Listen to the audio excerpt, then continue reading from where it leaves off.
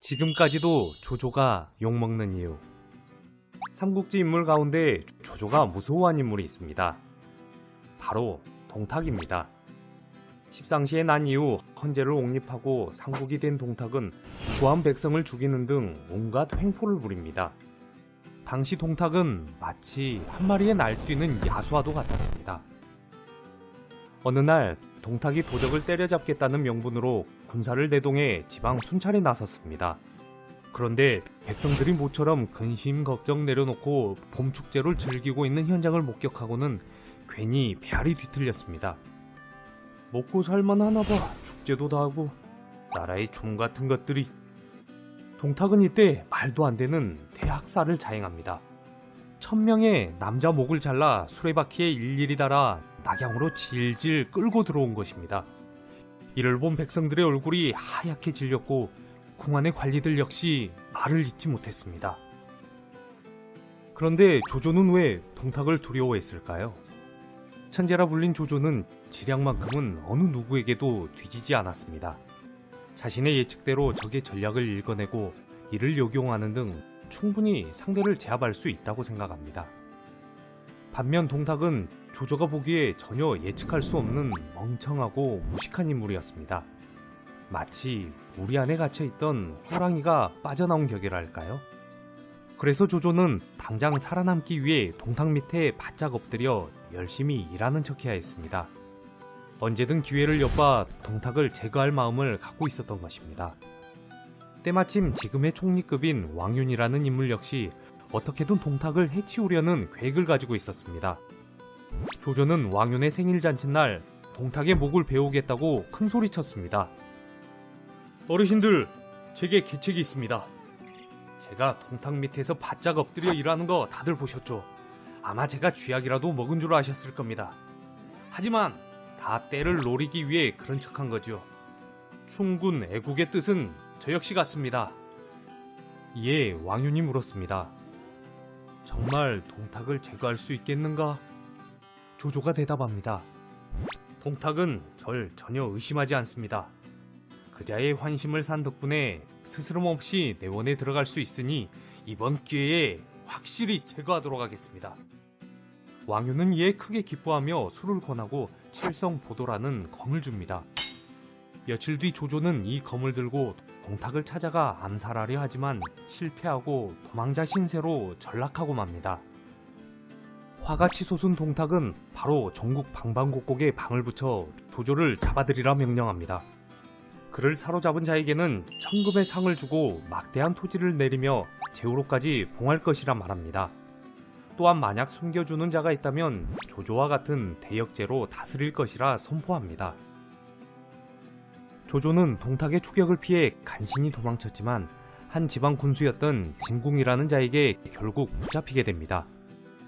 사실 진궁은 의로운 선비로 애국자였습니다. 황건적 토벌에도 공을 세웠을 만큼 천자에 대한 충성심이 강했지요. 동탁의 만행에 그 역시 분개했던 것입니다. 때를 기다리던 참에 동탁 암살 시도자인 조조를 만났으니 내심 반가웠습니다. 병사들을 물린 진궁은 가족과 관직을 모두 버리고 조조를 따라 나서기로 합니다. 조조의 대의에 따라 어지러운 세상을 바로잡겠다는 결심을 한 것입니다. 갈 곳은 있습니까? 진궁의 질문에 조조가 말합니다. 작은 아버지 같은 분이 산속에 살고 있으니 그분이 분명 우리를 숨겨줄 것입니다. 여기서 작은 아버지 같은 분은 여백사를 말합니다. 어릴 때부터 조조가 삼촌처럼 따랐던 자로 산속에서 글을 읽으며 살고 있었습니다. 그날 새벽 조조와 진궁은 밤새 말을 달려 여백사에게 찾아갔습니다. 아니 조카, 살아있었군 그래. 몸은 괜찮은가?